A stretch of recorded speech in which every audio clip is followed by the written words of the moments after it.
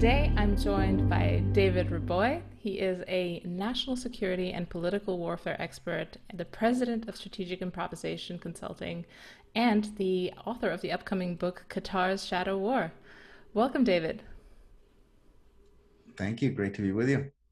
Yeah, it's super exciting to have you with me because I put out a little call to people, asking what would they want to know from you, and it's been a pretty popular thread because you're obviously a popular guy, and I'm not going to ask you the main question that everyone wanted to ask you, as you could probably tell because you were on that thread with me. People really want to know what your workout regimen is like and how you got those gains. So Boring. Boring. I'll link to your podcast about this specific topic, and then people can dive into that because we've got lots of other very interesting stuff to talk about. Because you're a bit of a polymath, someone who knows a lot about a lot of areas, and also can integrate this knowledge and kind of have a kind of a multifaceted perspective on things. So I want to pick your brain on a few things that I personally don't know that much about. One of them being national security, which is Hmm. obviously a very fraught area at the moment. So one of the questions that I think someone asked in the thread, but also I found really interesting, was the idea of the open society. This has been kind of the ideal throughout the years, and it's been touted as this amazing innovation, and this is the end of history. The open society is upon us, but it hasn't been as smooth sailing as people had expected it to be. So, do you see this format of the open society, this ideal, as something that will need to be reformed or will need to be looked at from a new perspective? Yeah, it's a really good question. I saw it on the thread, and it made me think a lot. And the first thing that I would say is, I think if we stand there, there's a temptation that we are sort of the only actors in this scenario having to do with the West. So if you kind of just take a step back and see, to try to get a handle on the bigger picture and sort of what's happening to let's say to the open society or our conception of it. We see that in many ways the left has abandoned, let's say, Enlightenment principles on which the idea of an open society is really based. So if you throw out free expression, let's say, and you throw out the idea of equal justice under the law, what are you left with in terms of an open society? You're left with kind of two options. Option one is to fight to regain those principles, which a lot of folks are kind of valiantly doing. I think to let's say I think they're valiantly doing it, but I'm not sure that they will be effective in the long run. And option two is sort of where I'm at these days, which is to say, okay, we're going to do as much public education as possible on the importance of these things, but where we cannot win sort of geographically, we need to reorient ourselves to new political um, new political constructions that at least contain the kernel of a population that believes in those things. Mm-hmm. So I don't think there's any way at this point of going and sort of like as the old saw goes, like winning the battle of ideas. I think that's kind of mistaken in the same way that people say take back the culture. Well, you never had the culture. Yeah. The thing to do going forward is not to win or try to compete, but try to do something apart. Mm-hmm. So in the same way that people make the cultural arguments and they say, well, just start making movies and writing novels that will compete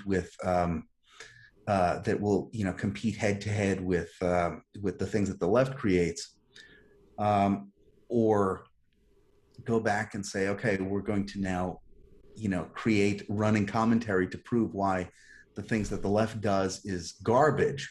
I Mm-hmm. mean, sure, that's great, it's fun, but it's not going to win you anything. At the end of the day, there are people who you are going to convince.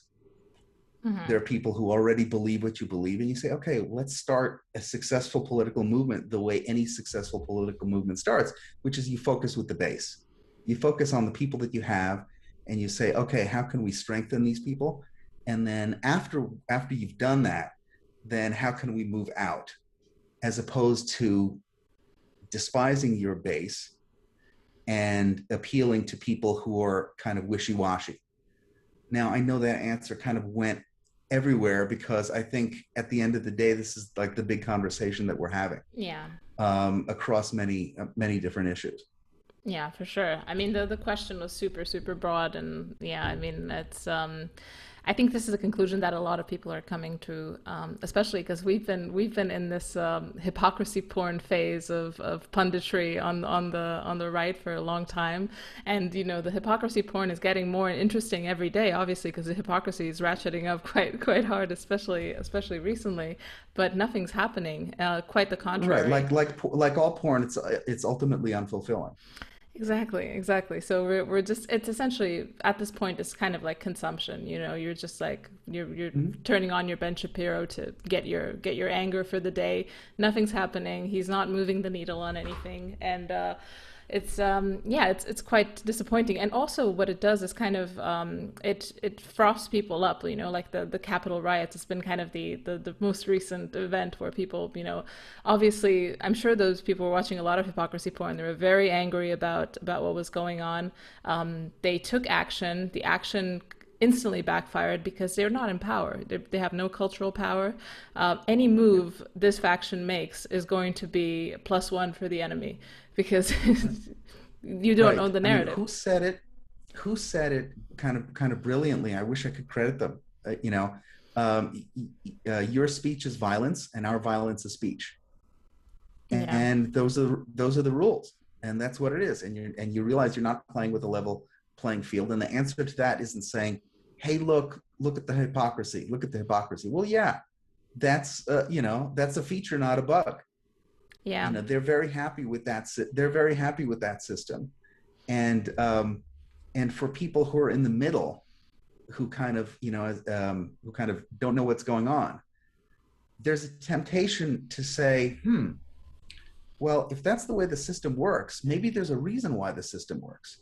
Maybe there is something special about those on the right, that they don't actually believe, they don't actually deserve rights, they don't Yeah. actually deserve these things. I think that's just as plausible a road to go down as someone who's kind of outraged at the hypocrisy. Yeah, and you can see the narrative warfare against this faction like ratcheting up quite sharply. Mm-hmm. Like, words like, fascist, racist, just essentially dehumanizing language has been completely ubiquitous lately. And I think that's essentially the purpose of it is to, just make sure that there's a category for these people, the deplorables, the whatever, that doesn't really allow them a space at the table. So, they're sitting in their box. Um, and it's quite interesting because you're essentially an expert in communicating these things and in how governments communicate and how national security concerns are communicated. How have you perceived this increase in narrative warfare that's been to me it's been very obvious, but I'm kind of on the receiving end of it, so it's pretty easy. But I'm sure from the perspective, there's always that parallax view from the perspective of the left. This is just another Tuesday. It's imperceptible. But what do you think the consequences of this will be? Because I think, okay, this is Right. this is obvious, but is it obvious for someone on the other side? That's a really good question. If it is or is not, I do think it's obvious to the extent that it's working on many in the left. I mean, there are folks who I know who, family and friends and things like that, who are on the left, and they have kind of seamlessly bought into a lot of narratives very, very quickly that would have taken, years or months, or decades really to permeate through society. We can't escape the. I know it's very easy and fashionable for everyone to blame Twitter and to blame social media, but it's really true. We're in a different situation where, I mean, I grew up. Well, let's say I lived in San Francisco and used to hang out at the cafes and talk to people, and I was already, I was kind of on the right my whole life. So going there was interesting because I like to get in people's faces. I like to discuss and argue. Mm-hmm. And I would encounter in the kind of radical coffee shops in San Francisco and in Berkeley, I would encounter all of the same arguments that I'm getting now, that we're all getting now on social media. All the whole thing about whiteness, the whole thing about making the kind of Marcuse repressive tolerance arguments. No human being is illegal. All of these things that are like punchlines today were tested out in places like San Francisco and Berkeley. And social media made it such that now a middle class couple living in West Virginia raising 3 kids today could be on Occupy Democrats on Facebook, and they could be pushing the most, let's say, advanced or corrupted, depending on your point of view, messaging. Mm-hmm. And it's really made it possible to radicalize a large number of people very, very quickly. And so that's where we are. I know they say the same thing about us, which is quite funny. And you can say, just for sort of honesty's sake, that's true as well. Yeah, it's a part of it sped up the tempo. Yeah, I mean, it's sped up the tempo in terms of these things. And I spent most of my career doing the Islamist beat, which is specifically focused on Muslim Brotherhood and what makes and made the Muslim Brotherhood unique, which was their very particular, very specific take on the radicalization process, or what we call the radicalization process, pegged to Islamic law and also to the experience of the first generation of Muslims during the time of Muhammad. So thinking about and seeing this radicalization process and all the little things that it entails, for example, the jargon and the vocabulary and redefinition of words and in fact, progressive revelation and things like that, you see how much they apply to the left specifically right now. And it's really been interesting. Yeah, I think there's just kind of a recipe for any sort of religious movement. I think in the case of the Muslim Brotherhood, it's very directly tied to religion. But I mean, if you saw the events of this summer, if you were paying attention, then you could not see the religious angle on it. The prostrations. There was even foot washing, ceremonies. Yes. Kneeling. This is straight from like the Old Testament. There's not even any edits. This is pretty old school worship, essentially. And I also think there's just quite a component of this, because this is a mainstream narrative, and this is what we've been getting in more or less subtle ways through media, through Hollywood, through music, through everything. I mean, this was my software to for a long time, because I've been watching American media. That's why I talk like this. And it's it's really interesting, because that's kind of where I sense check myself, because like you said, it might be that we're also kind of ratcheting up the narrative and going a little bit crazy with our own narrative and stir crazy. But when I talk to people who are possessed by the secular religion that we're all kind of swimming in, their arguments are very flat.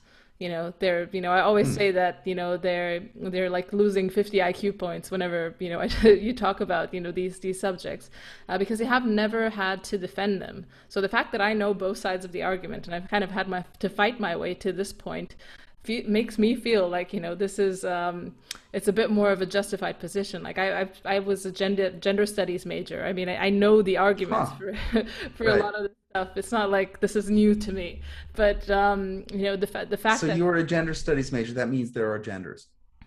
yeah, exactly. You've How put many are there? I've actually studied diversity management, which is kind of essentially kind of a Okay. business angle on gender studies. Back then, that was maybe what 8, 9 years ago. There were two genders still, so the Okay. whole trans craze hadn't invaded, at least in Austria where I did my undergrad, hadn't invaded the conversation yet. But it was essentially pretty much like third wave feminism all the way through, like stereotype threat and Right.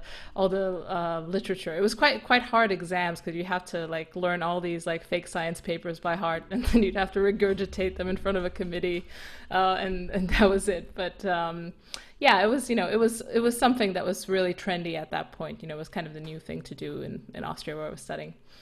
Anyway, that's what I'm saying. It's not like I'm ignorant to the argumentation that they have, but it's really Right. interesting to see people who. But it's interesting that you use the word flat, as opposed to shallow. I think flat kind of captures it better. It immediately makes one think of like, the NPC character. Yeah, it's dull. It's Yeah. and unidimensional. That's the thing, it's like Hmm. black and white. And I don't know, maybe that's also why these kind of like dissident spaces are really attractive to me because I've never really liked the official narrative. I've always found it to be a bit, there must be something more to this. And then you kind of peel back the layers, and then that's kind of where the dimension comes in. Right. Yeah. No, no, So. I agree. Absolutely. I mean, it's an interesting time, and it's essentially that's also part why I left London. Maybe what was it? Almost a year now. It's been coronavirus, so time dilates. But it's just being in these, kind of. I was in tech, so tech's super, pretty much a monoculture. It's very woke. Hmm. It's very, permeated by our new secular religion. And it was, like I said, it was kind of a black and white space, and kind of taking the show on the road was partly a good idea for me from that perspective. Right. No, no, no. I know that of the folks watching it in the United States, I know that this looks very attractive. I mean, I get people who message me all the time and say, "Hey, can you help me get Hungarian citizenship?" And the desire to sort of pick up and go is something that I think we'll see intensifying greatly. I mean, I used to say things like this. I mean, in many ways, my kind of family experience, um, which is leaving Romania um, in the early 1960s, and then my dad's side in the late 1960s, and coming here kind of prepares me for this idea, which is like at some point you say, okay, enough is enough, and then you go, and there's no shame in it. You are relocating because not everywhere is ideal for all time, and this is a thing that kind of, the more I think about this, the more I realize that there's a kind of gold mine here in terms of figuring out what's really going on. So I think I have this thesis, which is that we are living through today the um, the consequences of misunderstanding the end of the Cold War, because I think everyone misunderstood the consequences. Everyone looked and they saw what they wanted to see, and we, especially we in the West, because it's what I can speak for really, with any authority, is we came out thinking that famously we had Fukuyama's thesis that the end of history is here, and sort of liberal democracy has been solved. The problem of what kind of government to have has been solved by liberal democracy, and we're basically done, and we're just cleaning up the last holdouts. I think sort of alongside that, we had a whole bunch of little tiny assumptions that went into that thesis that we kind of took these assumptions and then turned them into we turned them into eternal truths. And one of these assumptions is that, for example, the United States will always be the last beacon of hope and freedom for the world. I mean, that's not necessarily true. It has nothing to do with history.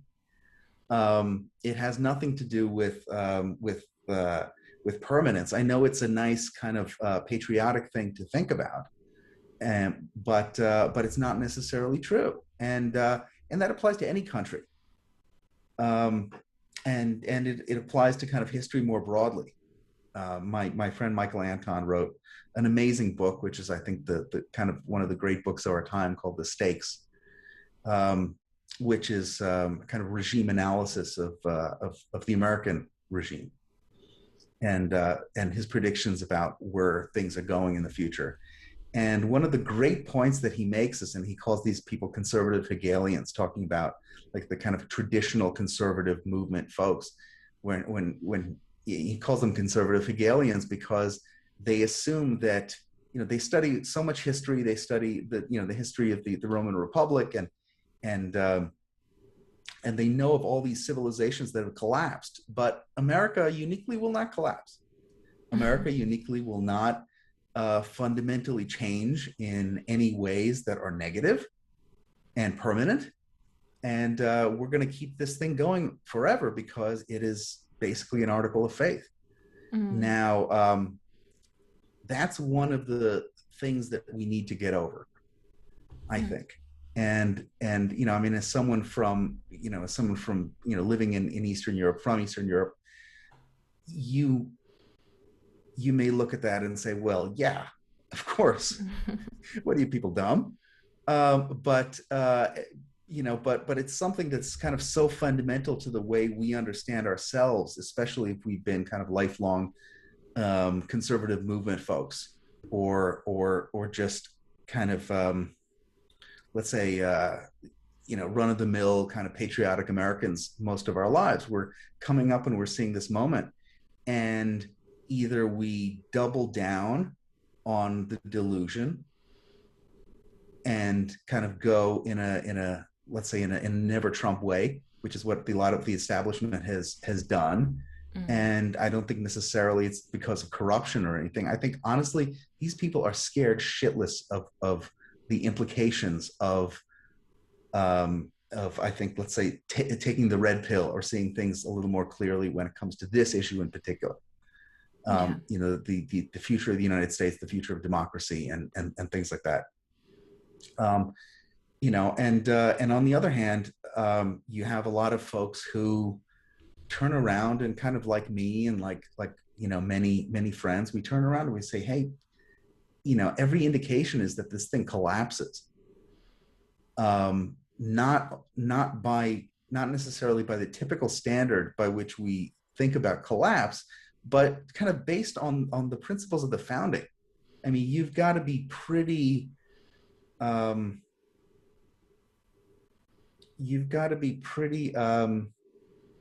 obtuse at this point to think that this is the America of the American founding, or even the American society of the 1980s and 90s. We're very far from that. So we say, I mean, I guess I coined a little phrase, which is, so-and-so doesn't know what time it is. Or, do you know what time it is? And it's just sort of shorthand for that conception, shorthand for that, like that kind of awareness. Mm-hmm. And I think increasingly there has been rancor since 2016 that is kind of tangential to Trump on the right, with people who are just, people who know what time it is and people who don't know what time it is. And there's no more, there's no more kind of cause for friction and anger than that. because you're not looking at someone who you see as an opponent. You're looking at someone who you see as a kind of traitor to reality, and that creates so much friction within the right. And of course, within that, in, like, let's say, dissident right communities, you have kind of the same dynamic playing out with people who are at different points along the let's say along the road, as Qutb would say. And I guess you have the same thing on the left, but on the left, they've kind of figured out how to deal with this better. That may be kind of intrinsic to their politics. Yeah, that makes sense. And for you, what would be the main lesson of the Cold War, if you could summarize it? The one that we should have taken rather than the one that we understood. Oh man, there's so many. There's so many. I mean, the big one, I think, is this thing that I'm kind of obsessed with, which is universal values. The conception that we all have universal values is the thing that, I mean, just focused on the right, let's say nominally the right, the Republican Party, for a second in this analysis. It is the animating factor behind, let's say, the freedom agenda, the Bush freedom agenda. It's also the animating principle behind, free trade. It's also the animating principle behind immigration, open borders immigration, which is, at the end of the day, everyone is just a one or a zero. And if everyone is, or put it this way, if everyone just wants freedom, they just want economic prosperity, then what you're really saying is everyone is either a one or a zero. Everyone is basically the same. And you can have, let's say, 50 million Somalis come in to the country, or 50 million Norwegians, and you basically have your same, you basically got the same country. And, it's not even a knock to Somalis to say, hey, this is a thing this is actually reality. We're talking about, this is not even a value judgment. It's just a matter of reality. And immigration for me was kind of the first issue where I dissented from let's say, mainstream conservative orthodoxy. And I was always a restrictionist. I always said, wait a minute, this is crazy. Why do we want this? I understand bringing in people who are easy to assimilate into a country that is interested in assimilation. Right now, you're bringing in people who it's more difficult to assimilate into a country that is opposed in principle to assimilation. So it's a recipe. It's a recipe for disaster when it comes to social cohesion. And we'd have these fights with folks on the right who would respond with silly libertarian arguments that are all kind of based on this. And someone else had, again, I wish I could attribute some of these things. Maybe someone who's listening knows who originally said it, but I think it was actually brilliant. It was somebody said that the Wall Street Journal exists to translate the priorities of the ruling class into moral arguments. Yeah. And when I heard that, I was really knocked out, because that's exactly what they do. They don't say this is good for the bottom line. They say, no, we're translating this into a moral argument, and you are a bad person if you don't agree with this. Yeah. And thinking about sort of their utility in the political warfare space, like if you look at it as if you look at it as like a corporate influence or information operation, that is a huge asset to have for any outfit. Hey, you've got this massive media outlet, and their job is to make sure that to make sure to convince folks all over the country who are completely outside the ruling class, what, this is actually really good for you. This is good for you because it's moral and it's great, and And yeah, man, I just talked all around the world. I'm not sure I said anything coherent. Um, No, but it definitely makes sense to me. I mean, I'm sure it's very coherent to everyone listening. It's it's an interesting situation that you say it's the Wall Street Journal. The Wall Street Journals, I think it's is now a small part of it, but I think that description applies to especially the New York Times. The New York Times been yes, laundering morality for the upper class since the Soviet Union and all sorts of other interesting escapades that they've had. I mean, most of the media is doing that, and it's been really interesting to observe this year, especially when we've witnessed the largest transfer of wealth from the middle and lower middle classes to the upper classes, to the tech overlords who've actually made this pod life possible. The fact that there's people delivering food and they all work as gig economy workers, and they're all empowering the Amazons and all that. And the New York Times and the Wall Street Journal and all of these corporations have been covering this up, obviously with discussions of the virus. But I think from your perspective, how do you see kind of the narrative warfare surrounding the virus? Because this is essentially the discussions about this is almost like the Blitz. You need to shelter in place, hide under your table, wear 7 masks. I don't know, maybe that's just me being tired of this this whole drama, but it seems to me like this has been quite the effort from our media class to construct this narrative. right. Yeah, I agree. I think that, I mean, I think of the old kind of progressive, kind of first generation progressive point, which is the and making domestic efforts the moral equivalent of war. In a kind of progressive mission is to make things that are not war, in the sense of a massive public effort that has everyone involved, because really that's what, if you're a statist, if you uh, if this is, if what you want is bigger government and consequently less freedom for your people, then large projects like this are, they're everything. They're absolutely essential. And the future for you, if you future for countries that sort of go along with this kind of politics, is a succession of these sort of mass, mass hysteria events, or let's say mass effort events, which is, I think of Cuba. Once Castro was in power, they had, I mean, you have decades of sort of, counter-revolutionary efforts in order to put down anti-regime forces.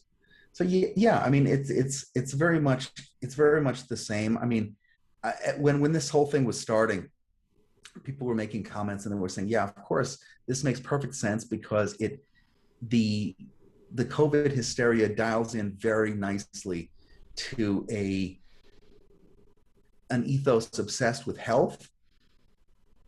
On one hand, I mean, it only goes so far because when you've got fat acceptance and all this other kind of politicized nonsense, you can't really say it's obsessed with health.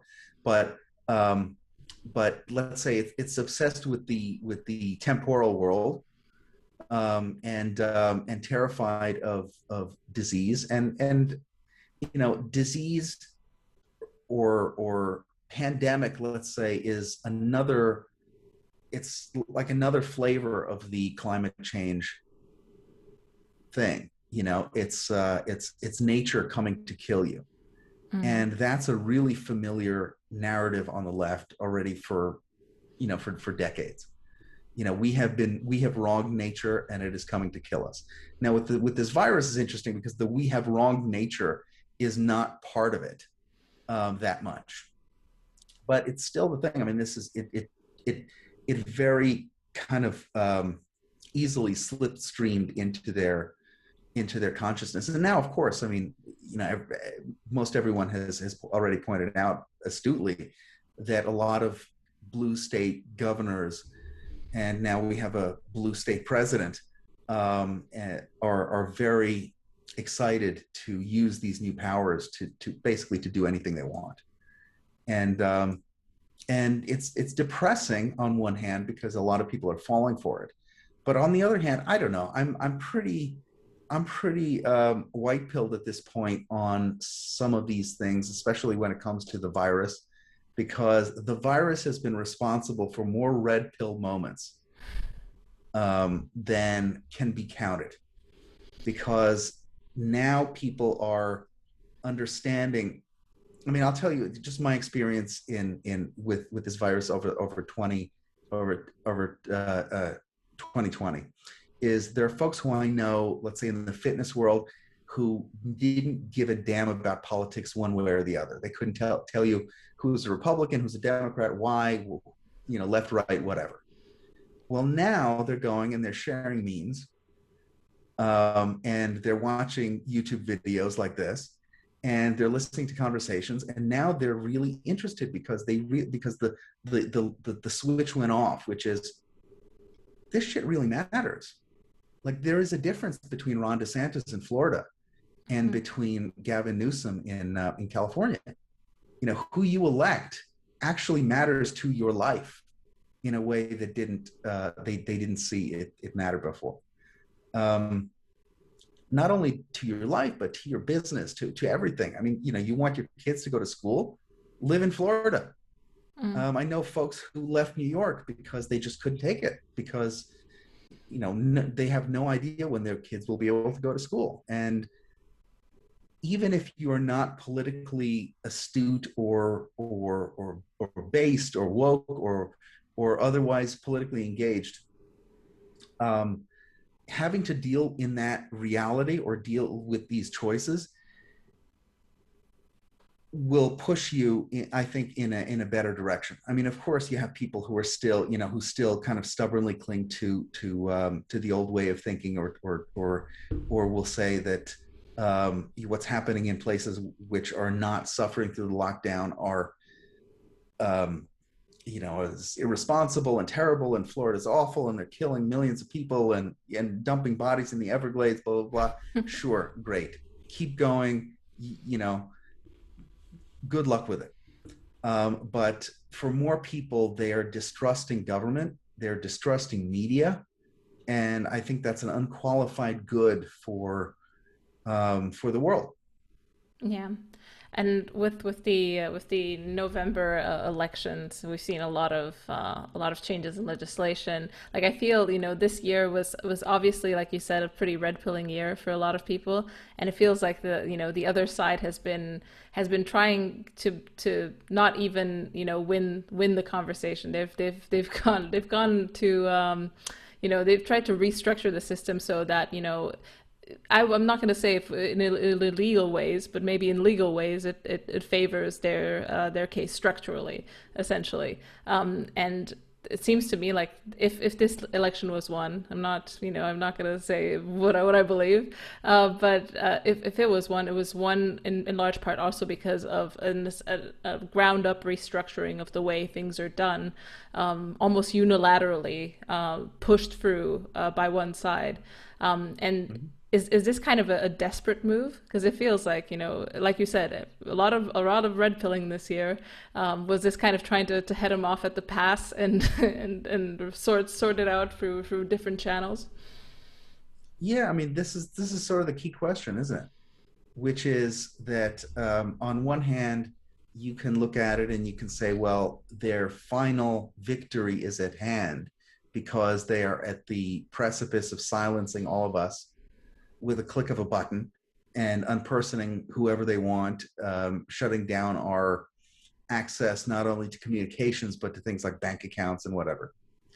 On the other hand, you can say, well, they won't be able to do it to this many people, will they? And that's a valid question, which is, one of the great red pills that people are swallowing now is that most of us no longer say the other side isn't interested in that. No, no, no. They just want to win elections. They're okay, blah blah blah. They'll do a lot Mm-hmm. to win elections, but that's as far as that goes. But people now understand that, like, they don't think we're people, and that it's a natural consequence of their ideology. I mean, these guys spent, and I say this on Twitter all the time because people still don't get it, especially in the establishment commentariat. But you say, well, for 4 years, they called Donald Trump a Nazi and his supporters Nazis, and considered him the great threat to the republic and to democracy that needed to be defeated at all costs. What do you think that means? Like, is it possible that these guys actually believed it? And if they did believe it, what would they do to act on that belief? Yeah. And if you haven't grappled with that question or those questions, I don't think you have any business in doing political commentary, because you're fundamentally unserious. You're assuming that your enemies, or let's say your adversaries, don't actually believe what they're saying, and that it's all nonsense. I mean, shit, you sound like a Marxist, with false consciousness. So a lot of people need to. I feel like I keep going to the same place with these answers, which is about the failure of mainstream conservative commentariat. But I do believe it needs to be beaten down intellectually, and so that maybe we can have a more productive discussion about what comes next and what we can do. I notice that people who are not from the United States also kind of look at this and they say, why are you guys so obsessed with these never Trump guys? Why are you guys so obsessed with these with these other establishment figures? And I don't know, maybe you're right. I'll watch, Sargon of Akkad, and he's never going after, the milk toast right. He just ignores them because he sees that they are, nonsense and a distraction and ineffective. So it's interesting, the difference in the United States versus outside the United States. I think it has to do, frankly, with the way the conservative movement was constructed and is constructed in terms of what gets funding and how sort of how the mechanics of or the institutions on the right can function. Either you have one or Yeah. the other. Yeah. I think for people who are outside of the US, they're also outside of the kind of the apparatus of conservatism as it is there. So they just can't really see the behemoth. They're impervious to the old school, right? And they essentially what they are feeding off of, and what I'm feeding off of as well as being one of these people, is what is the energy on the internet? Where is the energy flowing? And it's not really at National Review. I mean, I sometimes read it, but it's not. That's not where things are bubbling up. There's just quite a lot of super interesting conversations happening. Have nothing to do with the establishment. Have nothing to do with the establishment figures. They really don't contribute that much, except for voicing kind of an aesthetic disgust that they point at Trump and whoever is associated with him. Like that's Yes, yeah, because yes, and that's I noticed too that they don't engage with us. And when I say us, I don't even mean like dissident right figures, from here to there all around the spectrum. They literally do not engage with anyone who is outside of their particular kind of narrow clique. And it's interesting. I mean, I feel like there are folks who do, they're one man shows who do a lot more for the right than an entire magazine.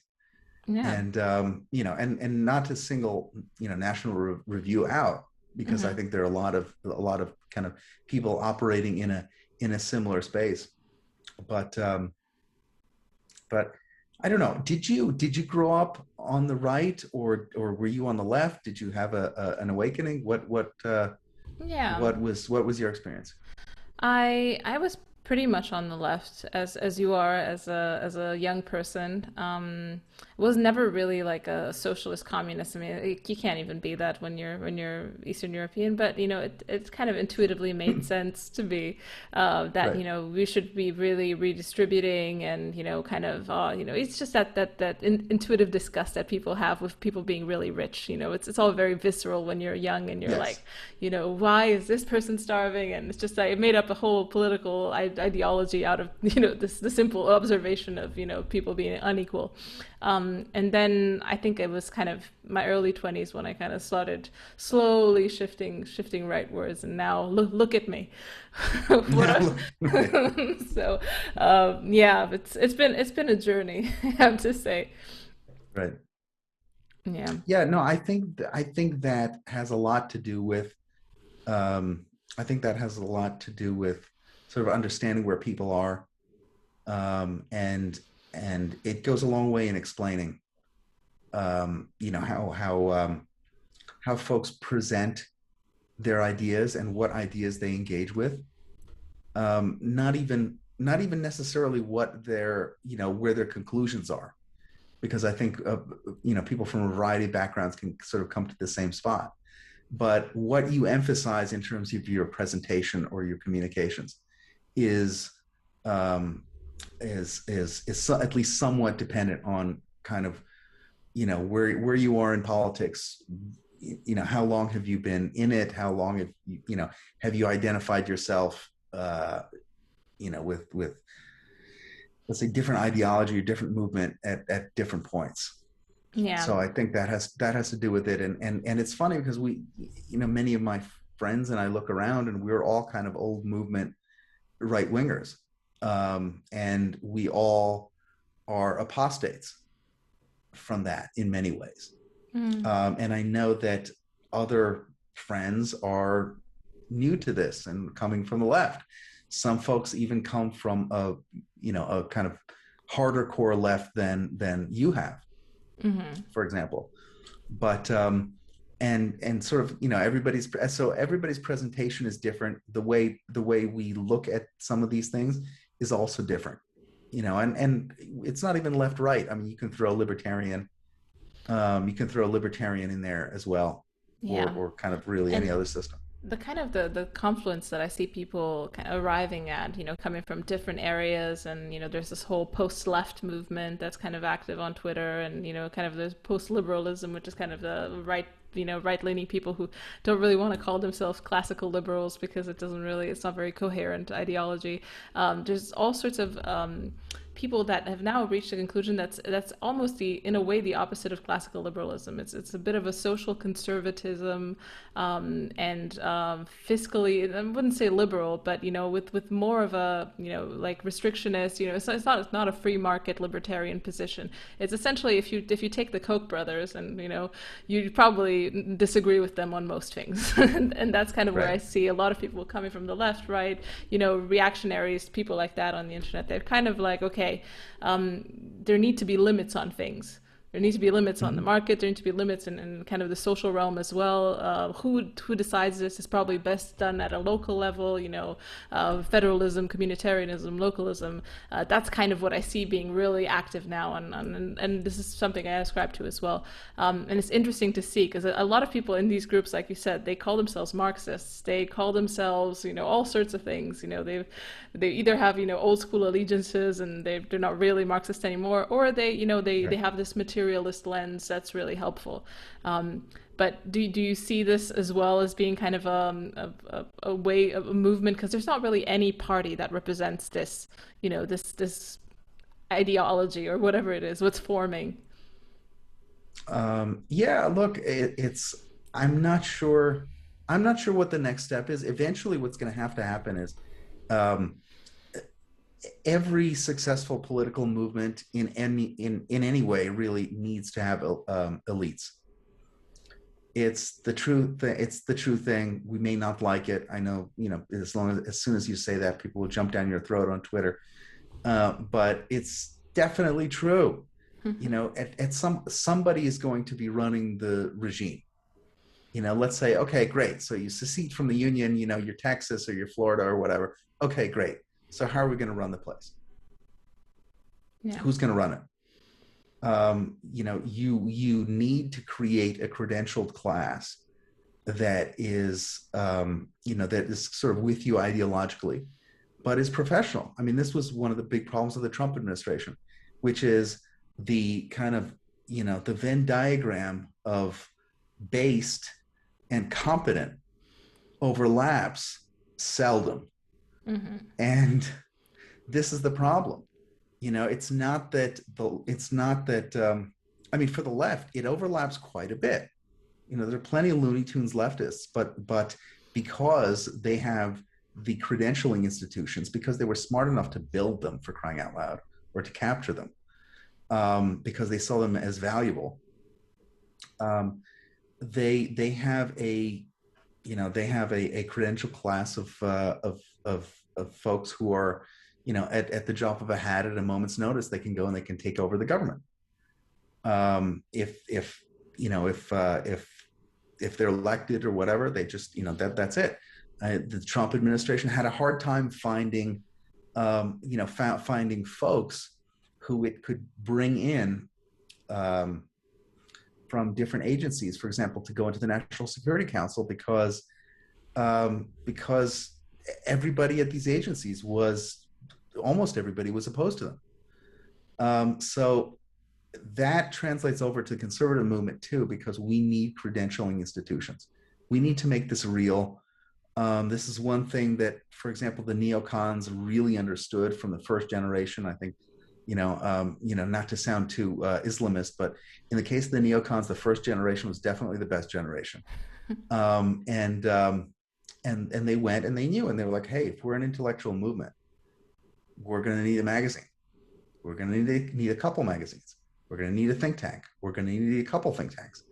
We're going to, because a bunch of random people writing at a bunch of random outlets does not make a movement. Hmm. A movement has to have real things, and it needs someone to build them, and just as important, it needs someone to fund them. And if you put, at some point, somebody's going to have to feed the army. And somebody's going to have to say, okay, it is now no longer a kind of death sentence for you to work in, let's say, you know, whatever term America First based nationalist politics, meaning you will, if you take this job here, you're not going to be blackballed for the rest of your life from getting any other job. You will have enough place in this network, at least to find employment for as long as you want.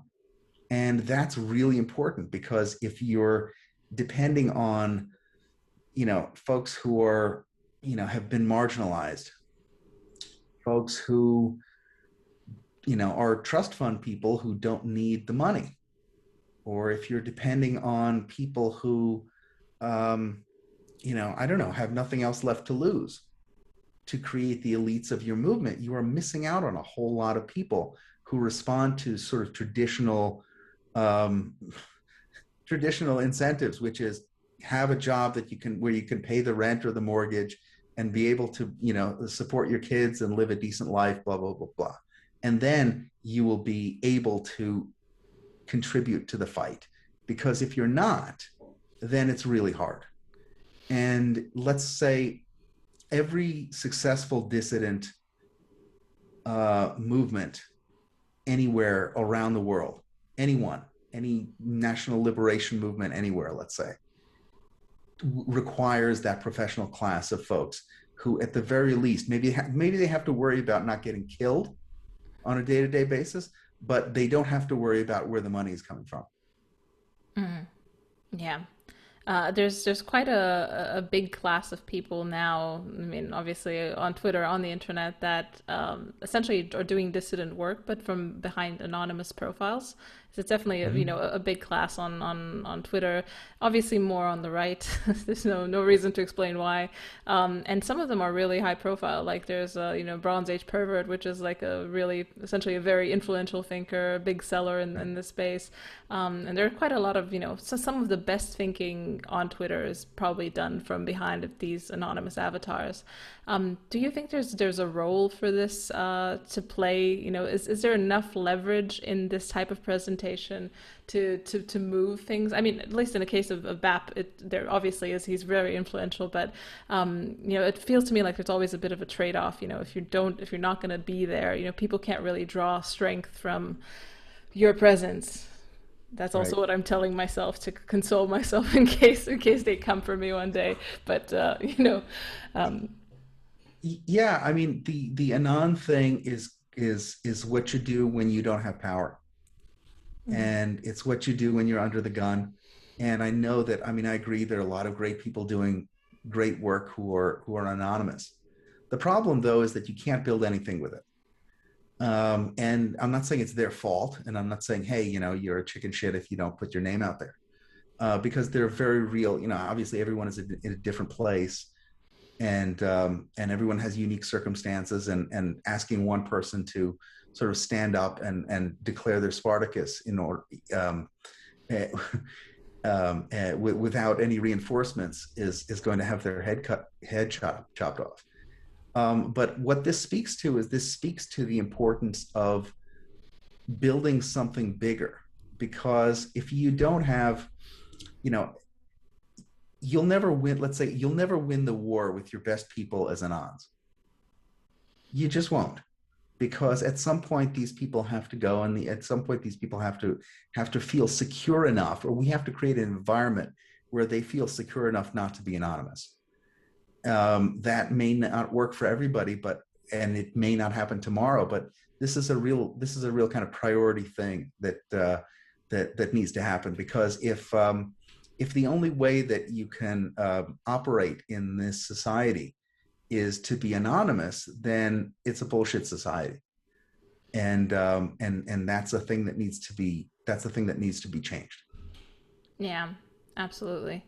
And it's I don't know. It's quite a worrying thing that at this point, we've had things like Parler, or we've had, there's been attempts to create infrastructure and systems that could serve this population that's now kind of being disenfranchised. I'm curious, kind of where the first important step was going to be taken, or has it already been taken to create these alternative institutions? Because it's obviously not the case that we're just going to barge in and retake the institutions, and it's not going to happen. So where do you see the first steps, the useful steps being taken in this direction? Right. I actually see. I mean, it's funny that you brought up Parler. I actually see the tech thing as being the tip of the spear when it comes to this stuff, um, because in many ways it did expose what's happening in a very real way for a lot of people. A lot of, let's say, normies, grandmothers in the US, especially during 2020, got themselves on Twitter, and they got very used to talking politics and telling people what they think about things, sharing, whether that's a curation thing, or whether it's creating original content. They got used to it. They know how it feels. It feels good. It feels great to go and create your own network online, with your own following, and people who care about what you say and all that stuff. It's great. Once people got a taste for that, I think it's very hard now to put them back in a bottle when it comes to, let's say, reverting to a televisual model where the news is just broadcast to them. Once you have grandma on Twitter interacting and shitposting, then grandma listening to Rush Limbaugh on the radio, and just kind of passively, is just not going to cut it anymore. So I think this was a driver of, I think that dynamic and the censorship of these folks in places like Twitter and Facebook is a driver of a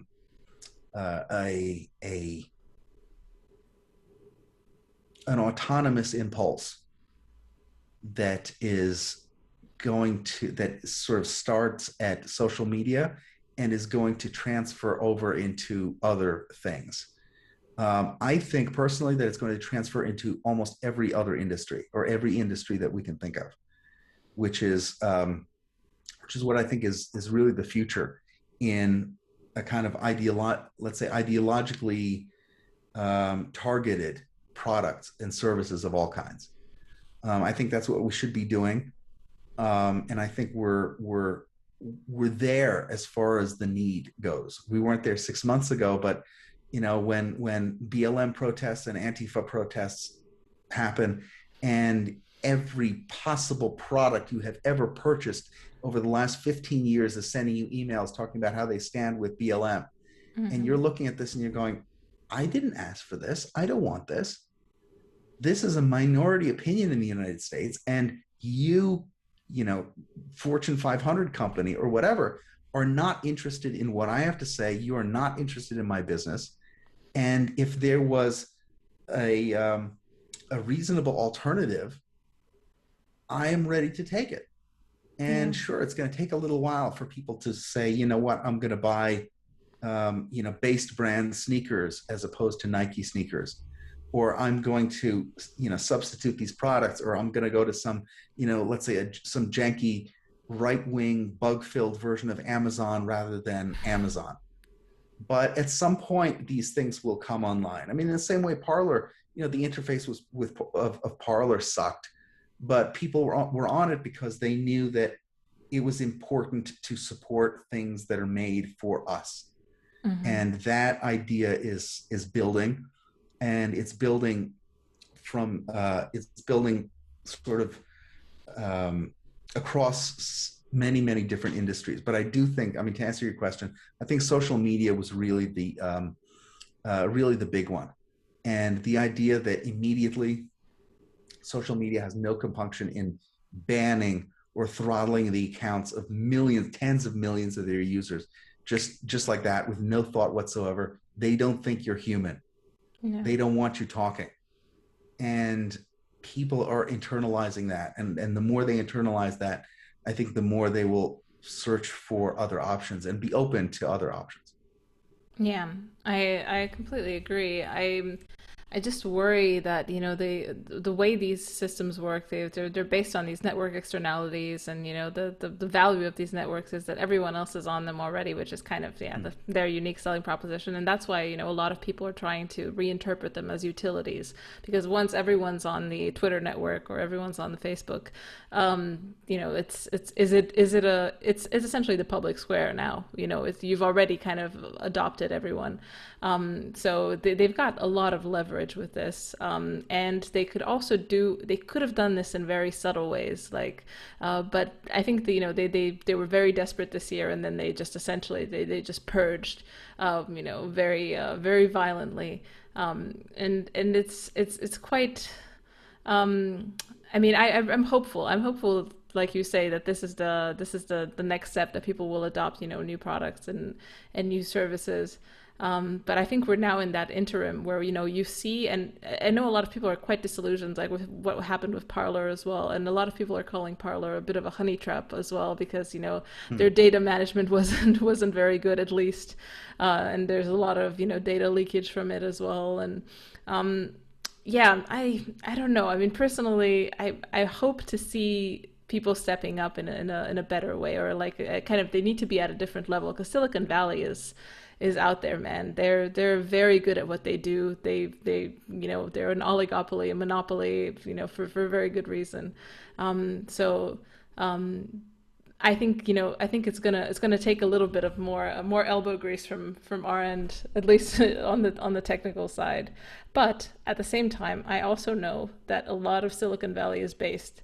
I would say at least 20 to 30% of people are secretly very, very based, because you see them. They're lurking, they're stalking. Right. they're reading, they show up, in the clubhouse, they comment, they like, they subscribe, and all this type of stuff. So they're there.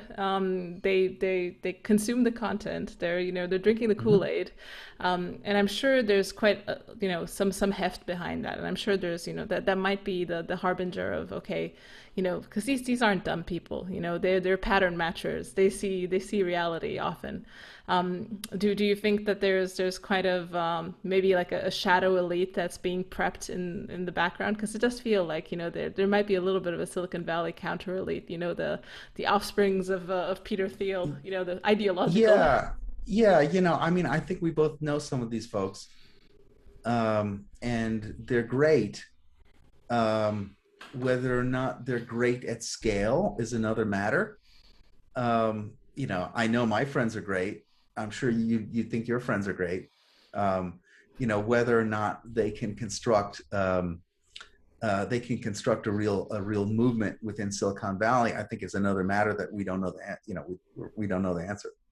But at the end of the day, I do think that our friends in Silicon Valley need to commit to the idea that what they or what we would like to create or what we need to create is a thing that's separate. And that's kind of where autonomy comes in, which is that, I don't think that improving Facebook or fighting to, I mean, it's the same conversation that you have when you say, okay, no, we're going to take back Yale. We're going to take back Harvard. We're going to, I mean, it's just like, okay, we're going to take back the New York Times. Dude, you never had these things. Yeah. Much less the capability to take them back, whatever that means.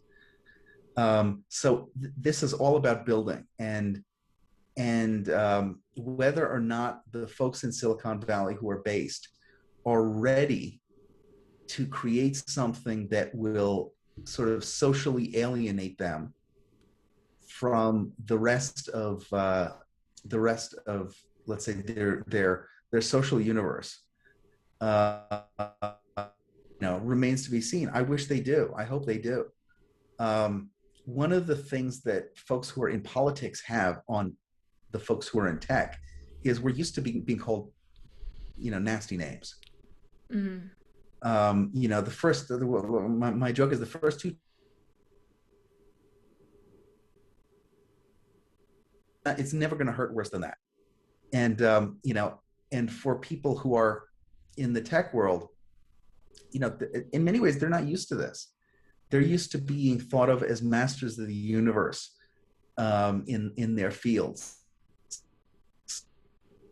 Taylor Lorenz come down their ass is it's a sobering experience.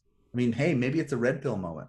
You can probably see that in real time, um, to see what happens to tech folks who are kind of apolitical, middle of the road guys who are attacked by Taylor Lorenz at the New York Times, and then sort of say, wait a minute, maybe the whole media is crap, not just this one reporter.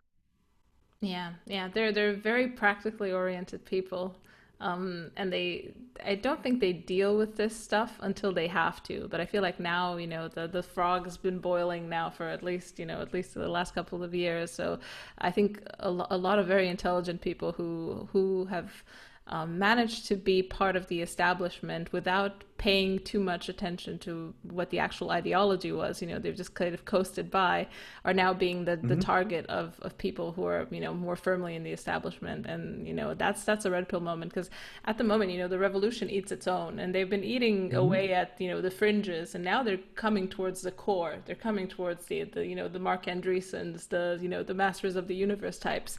Right. And this is where I feel like this is an inflection point where these guys either become part of the counter elite, or there's going to be people watching and seeing them being taken down, and they're going to be the counter elite. But whatever happens, I feel like there's something brewing in terms of who's going to lead the future. Mm-hmm. Totally agree. Yeah, it's a really interesting time. I'm curious who our new overlords will be. I hope they're based. That's my only requirement, guys. Whoever it is, As long as they lift, we're in good hands. Exactly, exactly. You have to lift. Post physique is also very Right. important. um, but before I let you go, I have a question of the show, which I try to ask Okay. everyone. It's essentially, do you have a subversive thinker or someone who you think should be more popular, people should read or listen to or think about, that just doesn't get enough time in the sun? And that's probably someone who's been influential on your thinking and deserves a bit of credit. Hmm. That's a really good question. That's a good question. Who counts as subversive? Ah, Um, depends. yeah, I mean, who counts as subversive? I mean, there's so many people who I think are kind of criminally underrated in Hmm. terms of uh, like if we're looking through, let's say, a kind of mainstream conservative lens. I'll say this, and it's not a dodge. Um, it's not a dodge. Um, throughout the, let's say, around throughout the Iraq War, you would read the Weekly Standard and you'd read National Review, and you would hear a particular criticism of or defense of the war. Neither here nor there. I'm just saying that there was a particular narrative. Over at the Claremont Review of Books, you had a completely different frame for that conversation. Now, both publications were, let's say, broadly supportive of the war on terror, or let's say both sides.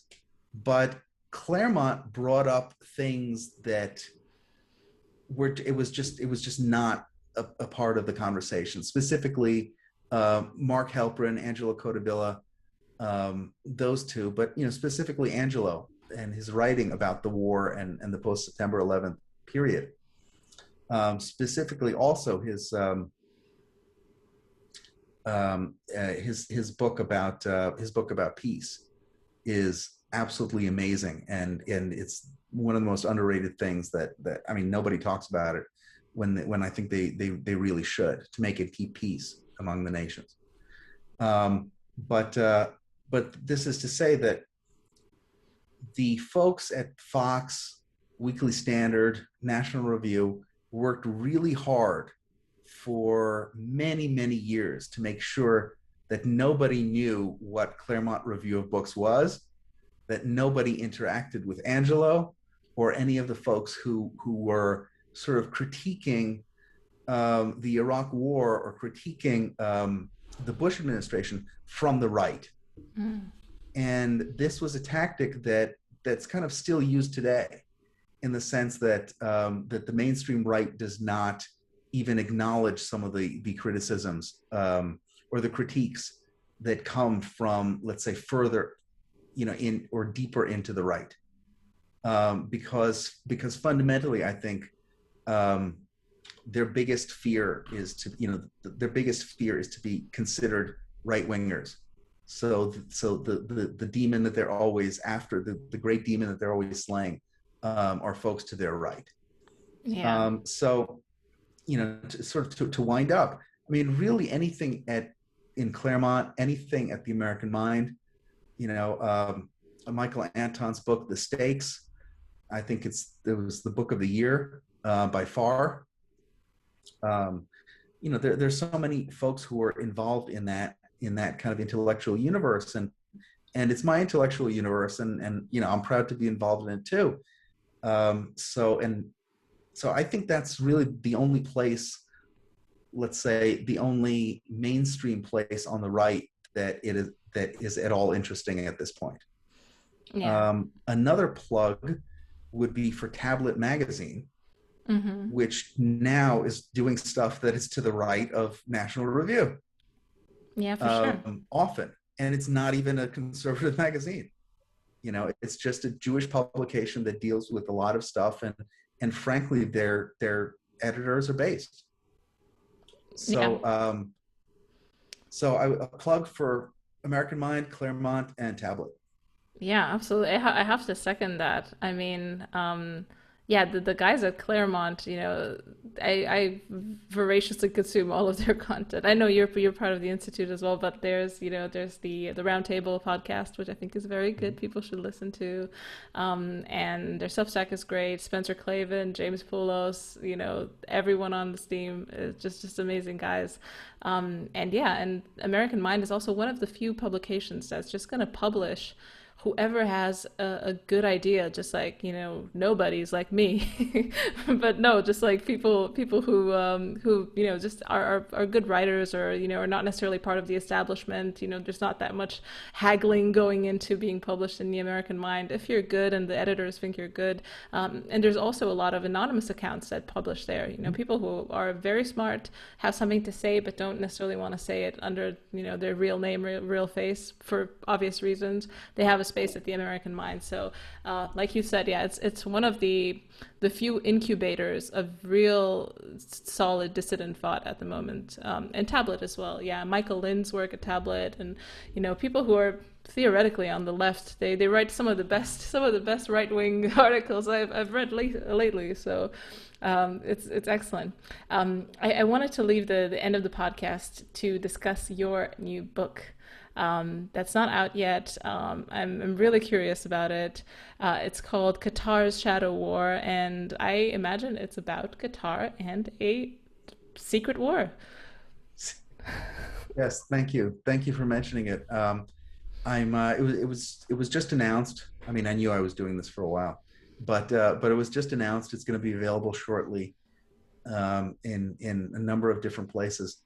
But it's a really short book. What I wanted to do, I've been involved in sort of this discussion that wraps up a lot of different subjects for a couple of years now, I guess since 2017 or maybe longer, that really focus on, let's say, two things. Number one is the way information operations are fought today with the media, and the dynamics of, like, let's say, standard information op, whether it's Qatar or Russiagate. I talk a lot about Russiagate, and kind of compare and contrast the two.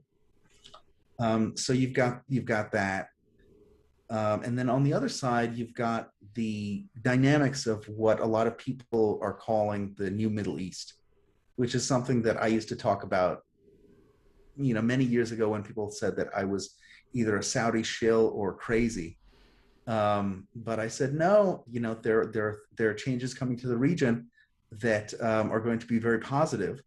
And most of the sort of the fulcrum on which, let's say, the twin, plural fulcrum? Fulcry? Maybe? I don't know. Fulcry, the fulcry on which these things move, it's Iran and also Qatar, which let's say are the two, the kind of two hubs of Sunni and Shia Islamism. Mm-hmm. And sort of the book